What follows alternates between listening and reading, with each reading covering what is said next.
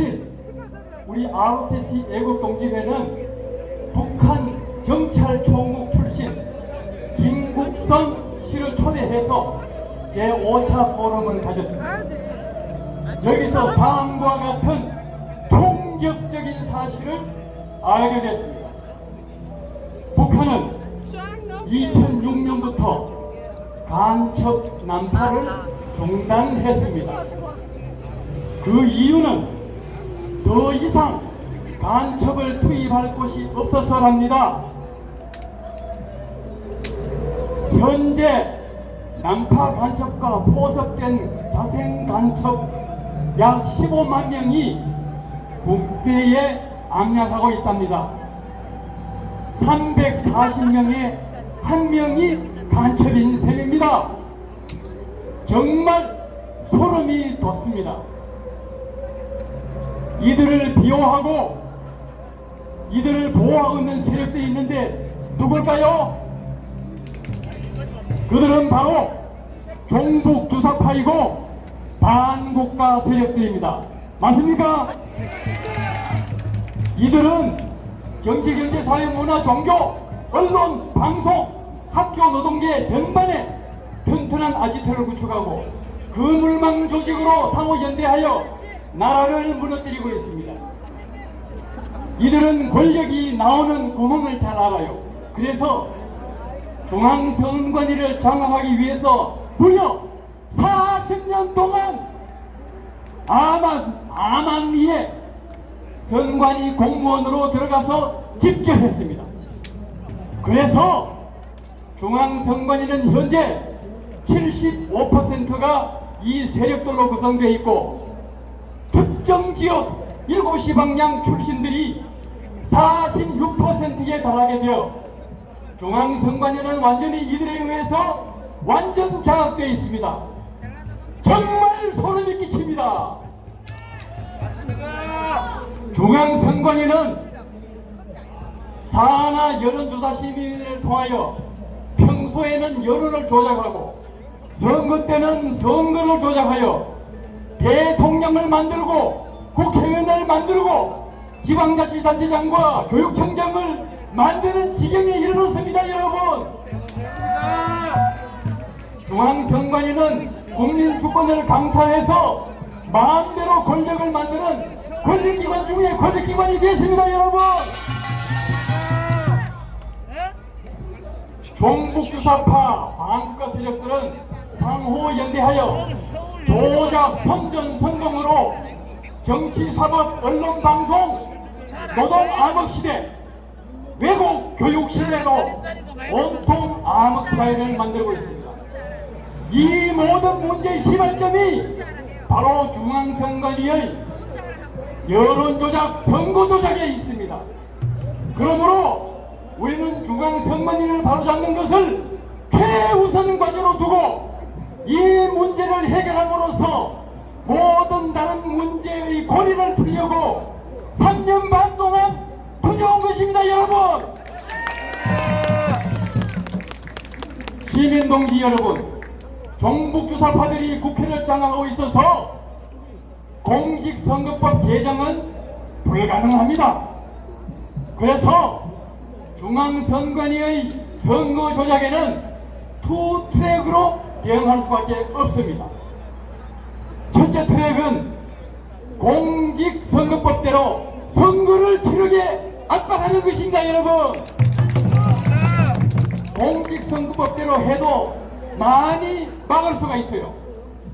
첫째, 투표관리관 도장은 개인 도장을 사용하라. 이것만 막으면 전국적 조작이 불가능해요. 맞습니까? 이거 반드시 실시해야 됩니다. 그 다음에 바코드 투표지를 사용해야 됩니다. 그리고 투표한 봉인은 종이로 해야 됩니다. 아까 보셨죠? 비닐로 하면 됩니까? 원래 공직선거법에 종이로 하게 되어 있습니다. 그리고 보조수단 사용 말고 수개표를 하게 되어 있어요. 수개표를 해야 됩니다. 여러분, 그러면 둘째 트랙을 말씀드립니다. 둘째 트랙은 이제 방법이 없어요. 투개표하는 5일 반, 5.5일 동안 전 과정을 철통같이 감시하는 것입니다, 여러분. 이건 누가 해야 됩니까? 바로 우리가 해야 됩니다. 첫째 트랙을 좀 자세히 설명드리겠습니다. 공직선거법대로 선거를 치르게 하기 위해서 우리는 무엇을 해야 될까요? 윤석열 정부, 국힘당 모든 매체와 집회를 총동원하여 중앙선관위를 압박해야 됩니다, 여러분. 그런데 아까 여기 있죠, 부정선거 즉각수사라 당연히 해야 됩니다. 그런데 리스크가 있습니다. 현재 상황을 살펴볼 때, 냉정하게 봤을 때 국회 대다수가 저쪽입니다. 헌재도 아직도 저쪽입니다. 그래서 잘못하면 탄핵 전국을 만들 수 있습니다. 그래서 탄핵 안 저질 것 같죠? 아닙니다. 이 사람들은 못하는 것이 없어요. 탄핵으로 갈 수 있습니다. 그래서 우리가 여기에는 윤 대통령을 압박하되 판단할 수 있게 여유를 줘야 됩니다. 그리고 중앙선관위 김용빈 사무총장 누가 임명했습니까? 윤석열 대통령이 임명했습니다. 그래서 윤석열 대통령 임명한 김용빈 사무총장을 우리는 적극 활용해야 됩니다. 실상을 전달하고 선거법대로 선거를 실시하도록 설득해야 됩니다. 정말 중요한 일입니다, 여러분. 우리는 이 일의 적임자를 찾아야 하는데 우리에게는 두 분의 후보가 계십니다. 두 분은 진심으로 우리와 함께 해온 우리 아스팔트 전사들의 영웅이십니다. 한 분은 KBS 뉴스 메인 앵커, 청와대 대변인을 역임하신 민경욱 전 의원님입니다. 또 한 분은 통진당을 해산하고 법무부 장관, 국무총리를 역임하신 황교안 전 당대표이십니다. 그런데 황 대표께서는 공교롭게도 오늘 참석하지 않으셨습니다. 그러나 계신 것으로 간주하고 말씀드리겠습니다. 부방대에서는 이것을 반드시 전달해 주실 거로 믿습니다. 경력으로 봐서 민경욱 전 의원께서는 부정성 알리는 역할만 잘 하시면 됩니다. 다큐멘터리 영화 당한표와 외를 제작해서 전 국민께 널리 알리고 있습니다. 잘했다면 우리와 같은 박수를 부탁드리겠습니다.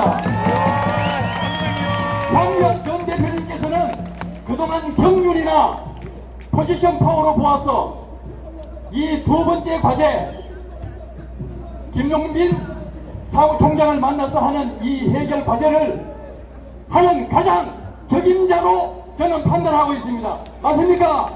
맞습니다. 법조계 후배 김용빈 사무총장을 직접 만나 이번 4.10 총선을 공직선거법대로 실시하도록 설득해 주시기 바랍니다. 이것은 3년 반 동안 함께 집회를 하며 공명선거를 외쳐온 우리 아스팔트 애국동지들의 절박한 심정에서 나오는 간절한 바람입니다.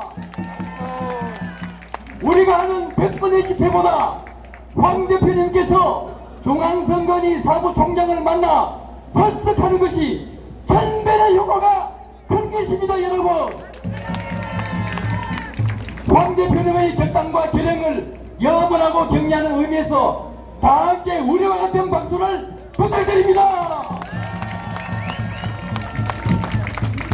부방대원 여러분, 이 사실을 전해주실 것이요, 실현시켜 주실 것이죠. 감사합니다. 둘째 트랙을 말씀드리겠습니다. 투개표하는 5.5일 기간 동안 전 과정을 철통같이 감시하는 것은 선거 전원 감시 체제를 작동하자는 뜻입니다. 그동안 우리는 공부하고 준비해야 됩니다.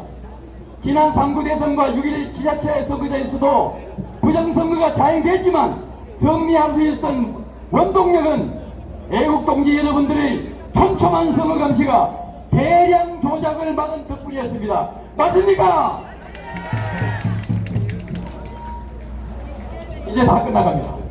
이 과제는 부방대 노하우가 많습니다. 그래서 선거 감시 업무 전체를 부방대가 선도해 주시고 우리는 모두 한마음으로 참여합시다, 여러분. 마지막으로 제 집이 잠실인데요.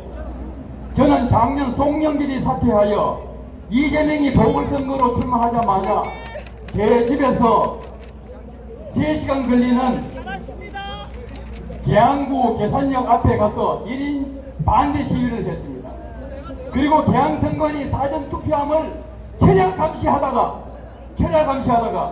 레드라인 침범으로 고발돼서 1년 4개월 동안 형사재판을 받고 있습니다. 앞으로 8일 후 11일 날 서울 남부지방법원에서 선고를 받게 되어 있습니다. 무슨 판결을 받든 저는 이것을 영광스러운 상처로 받아들입니다.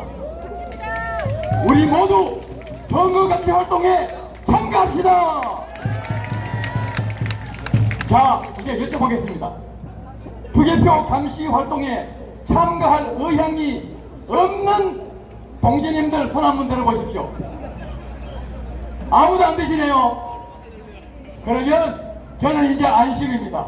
여기 계신 분들이 모든 분들이 선거감시 활동에 참여하신다면 우리는 내년 4.10 총선 걱정 안 해도 됩니다, 여러분.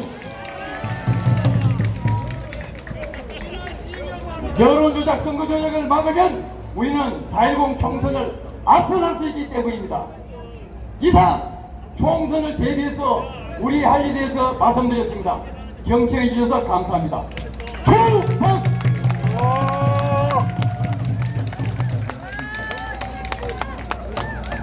네, 제가 계양